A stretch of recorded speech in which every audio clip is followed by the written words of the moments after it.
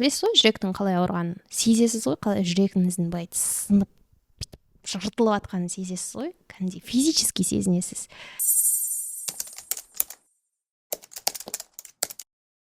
Чек 1 2 3 чек. Тарам!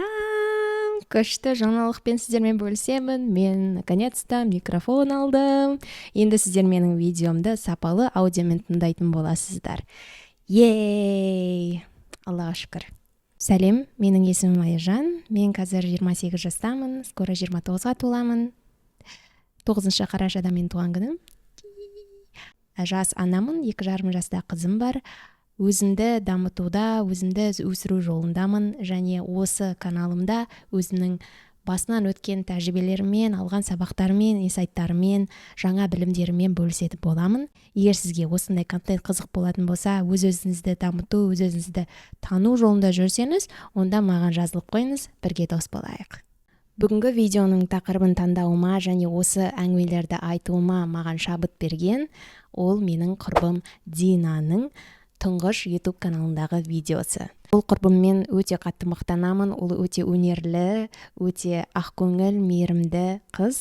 Ол және Қазақстанда білетін шығарсыздар, меломанға барған кезде Супер қыз деген кітап бар ғой, соның ішіне кірген қыз ғой. Ол өзінің құрбысымен бірге Жасыл жүрек деген жобаны басқарды. Ол Жасыл жүрек деген ресайклинг, яғни әртүрлі пластик, қоқыстағы заттарды олар ресайкл жасады, реюз жасады, содан сырғалар жасады, әртүрлі әмияндар жасады деген сияқты әртүрлі олардың қызықты проекттері болды. Дина баяғыдан бері YouTube каналын ашқысы келіп армандаған екен. Осы жақында бірінші тұңғыш видеосын салған кезде мен қатты қуандым және оны қарадым. 15 минуттық видеоны қараған кезде қаншама инсайт алдым. Мен сенімдімін, менің аудиторияма осындай пайдалы видео қызықты болады деп ойлаймын. Егер қаласаңыздар, Динаға қолдау көрсеткілеріңіз келсе, осы видеосын қарасаңыздар болады. Ол 2 жылдан астам белсенді терапияға барып жүр және психологиямен, өз-өзін дамыту жолдарымен қатты қызығады. Сондықтан мұндай пайдалы, бағалы ақпараттың ресурсынан, көзінен айырылып қалмаңыздар. Жазылып қойыңыздар, видеоны қараңыздар. Динаның видеосын көрген кезде мен оның шынайы болғанын көрдім, және ол өзінің бұрынғы жасаған қателіктері мен бұрынғы қандай жағдайда болғанымен бөлісті. Яғни уязвимая болды, vulnerable болды. Маған ол өте қатты ұнады және ол маған рұқсат берді. Мен де солай өзімді мінсіз қылып көрсетпей, өзімнің де менің жасаған қателіктерімді алған сабақтарымен бөлісетіндей, мені шынайы болуға итермелейтіндей осындай маған шабыт берді. Рахмет, Дина, сен ары қарай дами бер, сенің қолыңнан келеді. Неге қазіргі уақытта шынайы болу аса маңызды? Себебі әр адамның басынан әртүрлі жағдайлар өтеді. Әр адам әртүрлі өмірінің қиын кезеңдерінен өтіп жатады. Және ол адам жалғыз емес екендігін сезінгісі келеді. Ол басқалардың историяларын, оқиғаларын, кеңестерін тыңдағысы келеді. Басқа адамдар да сол нәрседен өткені туралы, қалай содан өтіп, қалай ары қарай дамығаны туралы ол естігісі келеді. Егер ол ешкімнен ондай әңгімелер естімейтін болса, ешкімнің шынайылығын көрмейтін болса, ол өзін жалғыз сезінеді. Мен басқалар сияқты емеспін, менде ғана осындай проблемалар болып жатыр деген ойда болуы мүмкін.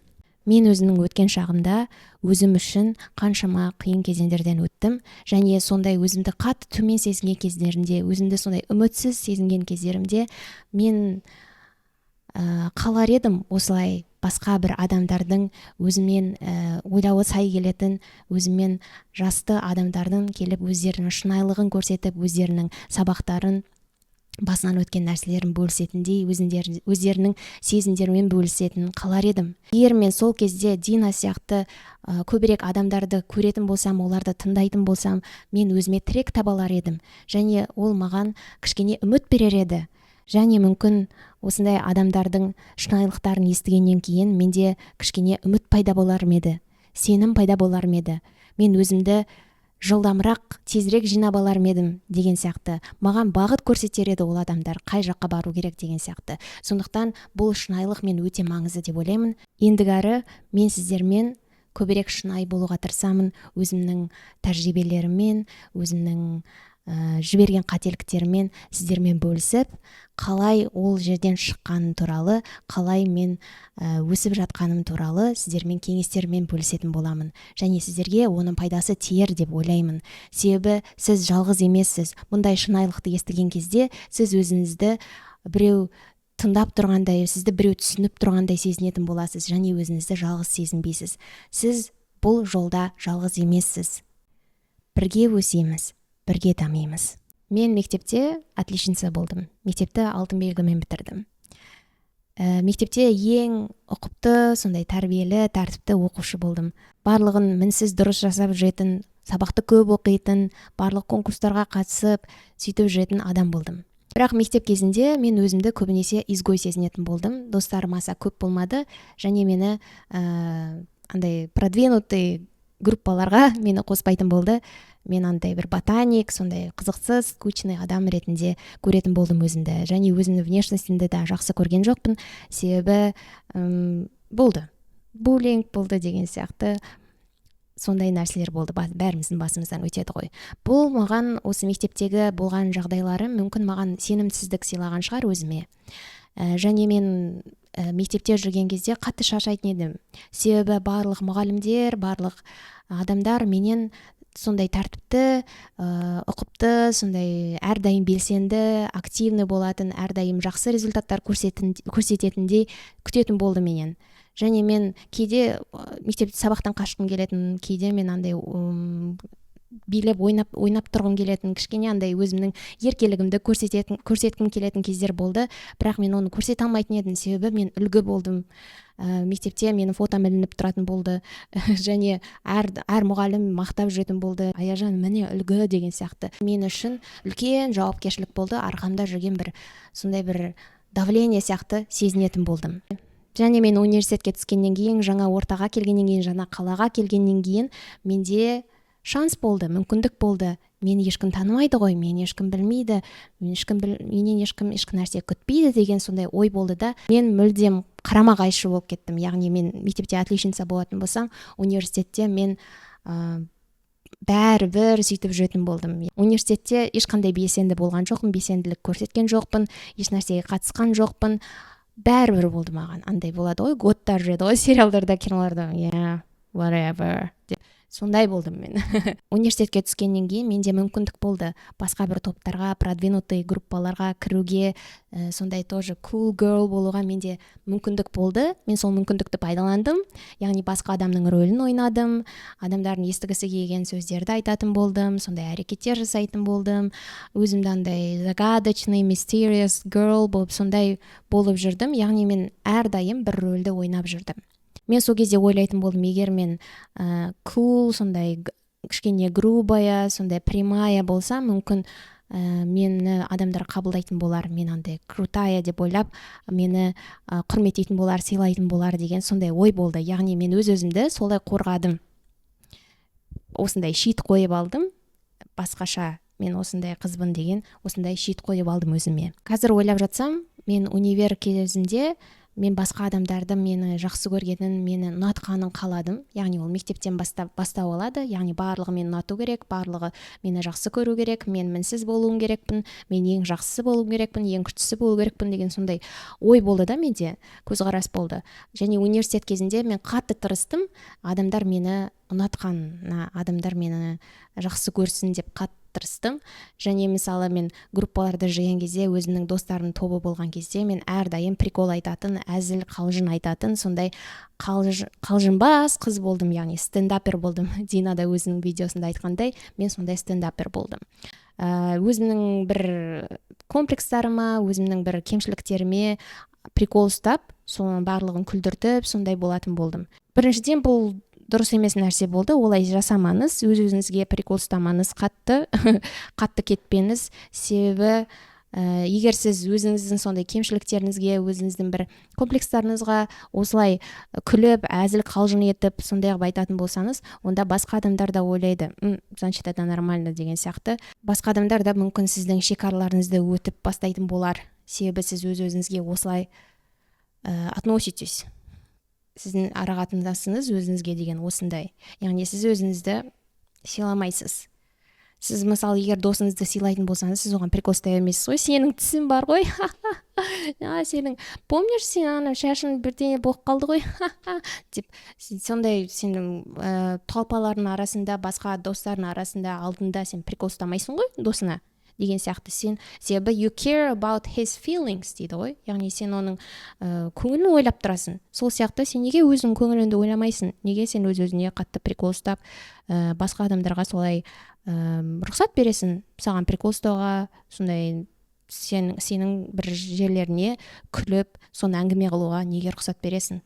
Бұл ненормальный нәрсе. Және ойлаймын да, неге мен ондай қалжыңбас стендапер болып кеттім универ кезінде. Мен ойлап отырсам, мектептің соңғы жылдары 11-ші класстарда КВН деген білесіздер ғой, жайдарман сияқты. Сондай КВН, орыс тіліндегі КВН-ға қатысатын болдық. Сол кезде мен бірінші рет сол 10-шы сыныпта жаңа қыздармен достасып, мен өзімді адамдар мені көріп тұрғандай, адамдар мені вау, мен өздерінің топтарынан мені қосып жатыр, мен енді изгой емеспін, кто-то деген сондай менде сезім пайда болды. Және мен сол КВН-ға қатысқан кезде адамдар мен сондай күлкілі қалжыңбас екенімді көрген кезде адамдар мені байқап бастады. What? Яғни мені адамдар көріп бастады. Мүмкін мен сол кезде сондай менде ой қалыптасып қалған шығар, егер мен күлкілі болатын болсам, егер мен көп приколдар айтатын болсам, мені адамдар қабылдайды. Себебі мен күлкілімін, менімен уақыт өткізген қызықты деген сондай ой қалыптасқан сияқты менің ішімде. Менің өзімнің мнением, өзімнің пікірім болған жоқ. Мен басқа адамдардың артында жүретін, солай қайда бар дейді, сонда барып жүретін, мүмкін ол маған зиян нәрсе болса да, мен оны істейтін болдым, оған баратын болдым. Яғни мүлдем өзімнің шекараларым болған жоқ, және өзімнің не қалайтынымды, интерестерім қандай екенін мүлдем түсінген жоқпын, білген жоқпын. Университетке түскен кезде мен биология деген мамандыққа түстім. Биология мен сабақ кезінде, мектеп кезінде ең жек көретін сабағым болды. Бірақ мен алтын белгіні алу үшін осы биологияны таңдап түскен екенмін. Негізі мен оған дейін актриса болғым келген екен. Бірақ мен қазір ойламаймын актриса болғым келген деп. Андай болғым келмейді мен қазір актриса. Просто сол кездегі басқа бір адамдардың влияниесімен мен сондай армандарды менің армандарым деп ойлаған сияқтымын. Бірақ ол менің қалауларым болған жоқ. Сол кезде мен біріншіден мен өзімнің ұнатпайтын мамандығымда оқып жаттым. Екіншіден маған мұғалім де ұнаған жоқ, университет ұнаған жоқ. Мен жатақханада тұрып жаттым. Вообще менің өмірлік стилім сол кезде маған вообще ұнаған жоқ. Менде ешқандай таңдау жоқ. Мен еш нәрсе таңдай алмаймын, мен өз өмірімді шеше алмаймын деген сияқты бітті. Мен үшін адамдар таңдайды, менен адамдар осындай күтеді, мен сол адамдардың менен күткен нәрселермен өмір сүріп жүре беремін деген сондай ой болды да менде. Мен өзімді солай ойладым, безвыходный, сондай безнадежный, сондай адаммын деп ойладым. Сөйтіп мен адасып, былай не істерін білмей сөйтіп жүрдім университет кезінде. Яғни бұл жерде айтып кететін нәрсем, мен өзімнің бұрынғы Аяжанға айтар едім. Аяжан, бұл өмір сенің өмірің. Бұл өмір саған тек бір-ақ рет беріледі. Және бұл өмірді сүруін қалай сүргің келеді, ол сенің таңдауың, және ол сенің шешімің. Сен отырда өзінің қандай мақсаттарың бар, не нәрсеге жеткің келеді, қандай өмір сүргің келеді, қандай адамдардың жанында болғың келеді, соны өзің дұрыстап, анықтап ал. Және сол мақсаттарына қарай қозғал. Просто жүрме сен ауа теуіп деп айтар едім мен оған. Бірақ ол кезде үйтіп айтатын адам болған жоқ. Бірақ мен өткенді өзгерте алмасам да, мүмкін қазір сіздер жастар араларыңызда сөйтіп жүрген адамдар бар шығар. Менің айтар сабағым осы. Мен университет кезінде жұмысқа тұрдым. 2-ші курстан бастап жұмыс істейтін болдым. Мен фастфуд ресторанда жұмыс істедім, Хардис деген заправкада. Сода, яғни университеттен шығамын, сосын кешке шығып, сағат 6-дан бастап таңғы 3-4-ке дейін жұмыс істеймін. Яғни түнгі сменаға шығатын болдым. Сонда мен ол жерде аз ақша үшін жұмыс істейтін болдым. Бірақ 2 айда жұмыс істеген сияқтымын. Бірақ мен өзімді қатты қинадым сол кезде.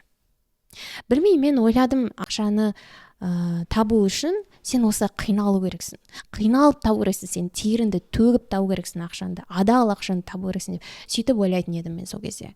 Сонда мен андай оңай жолдары болды, варианттар болды, офисқа деген сияқты бар ғой, студенттерге әртүрлі жұмыстар. Бірақ мен жоқ, мен қиын жолын таңдаймын дедім.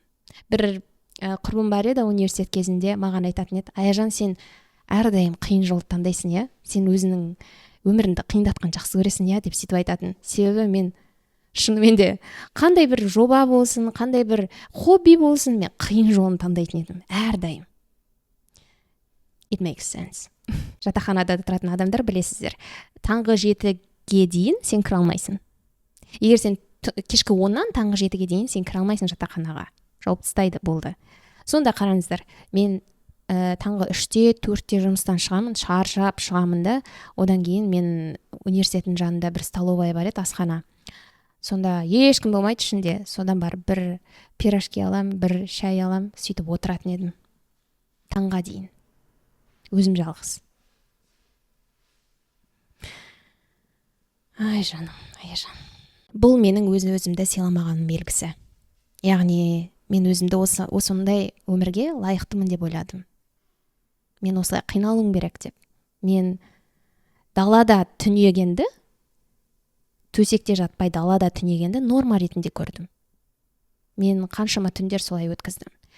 Кейбір түндер болды, білесіздер, студенттер кейде барып банкетке шығады, түнде ресторанға, әртүрлі тойларға банкетке шығады. Мен сондай банкеттерге шығатын болдым арасында. И бір түн есімде менің, шыққаннан кейін столовойдағы асханадағы апа бізді қуып шықты. Сендер 2 сағат отырсыңдар деп. Содан біз жатақхананың сыртында орындықта түнедік. Қасында бір құрбым болды. Ол менің аяғыма басын қойып жатты. Сонда салқын болды, өте салқын, қараңғы болды. Солай таңға дейін далада түнеп шықтық. Бұндай менің өмірімде, сол студент кезімде, жас кезімде көп моменттер болды. Мен вокзалда түнейтін, асханада түнейтін, сондай далада түнейтін кездерім көп болды. Және мен қазір ойлап жатсам, мен өз-өзімді сыйламағанмын, өз-өзімді құрметтемегенмін. Сен кімді барып далада қоңғызасың? Иә? Сен ондай жағдайға жеткізбейсің ғой енді. Бірақ мен өзімді сондай жағдайларға жеткізетін болдым. Және оны норма ретінде көретін болдым. Сондықтан мен бұл жерде айта кететін нәрсем, өз-өзіңізді құрметтеңіз, өз-өзіңізді сыйлаңыз. Басқа адамға қаламайтын нәрсені, басқа адам ондай жағдайға түспесі үшін барлық нәрсеңізді, барлық условияңызды жасайсыз ғой. Сол сияқты сіз де өзіңізге сондай жағдайлар жасаңыз. Сіз өзіңізді ондай төмен жағдайларға, ондай төмен ситуацияларға жеткізбеңіз. Иә, өз-өзіңізді жинап алыңыз. Жоқ, мен бармаймын деген сияқты. Мысалы, мен жаңағы жатақханада кіргізбегеннен кейін далада қонып атқан кезде, я бы могла барып есікті соғып, анау отыратын апаның ызасын шығарып, мен далада қонбаймын, мені кіргізіңіз деп, сөйтіп кіріп кетер едім. Бар ғой сондай қыздар, которые бүйтіп тұратын. Мен сөйтер едім. Жоқ, бірақ мен нормально, жақсы, далада қонайын ба, я, деп сөйтіп ойладым. Сондықтан өзіңізді сыйлаңыз, өзіңіздің бағаңызды біліңіз. Жақсы ма? Және өзіңіздің комфортыңыз үшін, өзіңіздің жақсы жағдайларыңыз үшін күресіңіз. Келесі мен жас кезінде жіберген бір қателіктерімнің бірі, ол өзімді лайықсыз сезіну. Яғни көптеген жақсы жігіттер болды, мейірімді, өздерінің уақытын саған бөлуге асығып тұрған, сенің көңіліңді көтеруге асығып тұрған, сондай сау, ешқандай эмоциональный качелисіз, ешқандай сюрприздары жоқ, сондай сау адамдар, жігіттер болды. Бірақ мен ол кезде ондай адамдар мен үшін тартымды болған жоқ. Яғни өте жақсы, слишком хороший деп ойлайтын болдым, және өзімді өте жаманмын деп ойладым. Яғни деңгейімен салыстыратын болдым. Яғни ол жігіт өте жақсы, слишком хороший, мен өте жаманмын деген сияқты. Мен қаншама қателіктер жасадым, я недостойна деген. Сондай ой болды менде. Яғни мен лайықты емеспін. болды, все, моя жизнь закончена, болды деп ойлайтын болдым. Яғни мен жамандықтар істедім, мен қателіктер жібердім, мен жаман адаммын, тең-теңмен тезек қабымен дейді ғой, сондай маған өзімнің теңім керек деп ойлайтын болдым. Мен ондай жақсы, маскулин, сондай ер адамдарға мен лайықты емеспін деп ойлайтын болдым. Яғни олар менің шындығымды біліп қояды, мен қандай жаман адам екенімді білгеннен кейін олар менен қашып кетеді, мен тастап кетеді деген сондай менде ой болды. Сондықтан мен өзіме ешқандай рұқсат бермедім ондай адамдарға қарауға, және оларды ұнатқан да жоқпын. Себебі менде андай жаралы өзімнің сондай бір attachment style дейді ғой, мен anxious болдым. Яғни маған сондай драма керек болатын болды. Яғни маған сондай хаос керек болатын болды менің отношенияларымда. Когда все спокойно, это скучно деген сөйтіп ойлайтын болдым. Яғни бұл махаббат емес деп ше, бұл өте скучный нәрсе, өте скучный адам, нас ничего не связывает деп сөйтіп ойлайтын болдым. Ол біздің көріп жүрген кино сериалдарымыздың да әсері бар шығар оған. Себебі біз онда андай плохой парень, bad boy деп сондайлардың артынан жүгіріп жүреді ғой, сондай басты кейіпкерлер солар болады ғой. Сосын қиналып жүресің, басты кейіпкер жылап, қыз наушникпен терезеге қарап жылап, музыка тыңдап деген сияқты. Жаңбыр жауып тұрады, далада жылап тұрады. Постой, стоп деп. Білмеймін, соны қатты романтизировать етіп жүрген шығармыз, мүмкін мен өз басым. Және мен соны романтизировать ететін болдым. Яғни қиналуды, сондай драманы, соны өзімнің өмірімді сондай драма, мелодрама, сондай кино ретінде көретін болдым. И маған өміріме сондай драмалар керек болатын болды. Мен өзім іздейтін болдым сондай нәрселерді. Сондай өзім жаралы болғаннан кейін мен жаралы адамдарды тартатын болдым. Және оларды қабылдайтын болдым. Бұл жерде айта кететін нәрсем, жас Аяжан өз-өзіме айтатыным, сен барлық жақсылыққа лайықтысың. Сен өте жақсы адамсың. Адамдардың басқа жақсы қарым-қатынасына лайықтысың. Яғни өзіңді лайықты етіп көру. Ол жақсы адамдар болсын, жақсы жағдайлар болсын, жақсы жалақы болсын, жақсы жұмыс орны болсын, сен оның барлығына лайықтысың. Мен кіммін соншалықты? Менің өткенім, мен ондай қатты квалифицированный емеспін, оның жұмыс орнында істеу үшін барлығы біліп қояды. Сосын мен просто колледж бітіргенімді немесе ол жақсы адаммен мен отношенияға түсе алмаймын, себебі ол біліп қояды мен қандай онша емес адам екенімді, ол сондай білімді, ал мен мынандай жай іскеймін деген сияқты. Үйтіп ойламаңыз. Сіз өз-өзіңізді бағалау керексіз. Сіз лайықтысыз бәріне. Сіз қабілеттісіз. Сіздің қолыңыздан келеді. Өзіңізді үйтіп төмендетпеңіз, басқа адамдардан өзіңізді төмен деңгейде көрмеңіз. Барлық адамдар сіздің бастығыңыз, селебритилар, көшедегі адам, барлық сіздің ата-анаңыз, барлығыңыз сіздер бір деңгейдесіздер. Бір деңгейдесіздер. Жақсы ма? Ешкім сізден жоғары емес, ешкім сізден төмен емес. Сіз адамдардың барлығын бірдей көру керексіз. Барлығында бірдей құқық бар, барлығы бірдей бақытты болуға лайықты. Сондықтан сіз де лайықтысыз. Жас кезімде басқа адамдарда өзімді жоғалтып алдым. Яғни өмірімнің мәні сол басқа адамдар деп ойлайтын болдым. Өзім үшін ешқандай маңыздылым болған жоқ. Маған маңызды тек басқа адамдар. Сол адамдар бақытты болу керек, мен сол адамдарды бақытты қылуым керек деген сондай менде obsession болды сол кезде. Сонда мен басқа адамдарда өзімді жоғалтып алдым. Өте қиын, ауыр кезеңдерден өттім. Менің психикалық денсаулығыма зиянын тигізген сол кездер өте менің өмірімнің ең қараңғы кездері деп ойлаймын. Сол кездерді менде айтсам болады, өте терең депрессияда болдым. Өмірімнің түстері сұр болды. Жылай бергім келеді. Тамаққа әбетім жоқ деген сияқты. Сондай өз-өзімді жоғалтқан, ешқандай мақсатсыз, жоспарсыз, сондай қалыпта болдым. Және мен әрқашан сол депрессиядан шығу үшін өзімнің шашымнан өшімді алатын едім. Шашымды ұлдар сияқты, кәдімгідей еркектер сияқты қиып тастаған кездерім болды. Қатты қиналып кеткен кезде, психикалық қатты қиналып кеткен кезде шашымнан солай өш алдым. Одан сайын өзімді көріксіз, одан сайын өзімді жеткіліксіз, одан сайын өзімді лузер сезіндім сол кездерде. Университетті бітіргеннен кейінгі жыл, бұл жылда мен өте қатты адасуда болдым, және менің жүрегім ауыратын болды сол кезде. Кәдімгідей білесіз ғой, жүректің қалай ауырғанын сезесіз ғой, қалай жүрегіңіздің былай сынып жыртылып жатқанын сезесіз ғой, кәдімгідей физически сезінесіз. Сол кезден кейін мен одан сайын өзімді төмен сезінетін болдым. Одан сайын өзімді жаба бердім. Солай мен осы қараңғы үңгірде қаншама жылдар бойы өмір сүрдім. Сондай сезінетін болдым. Және еш нәрсенің мәні болмады маған сол кезде.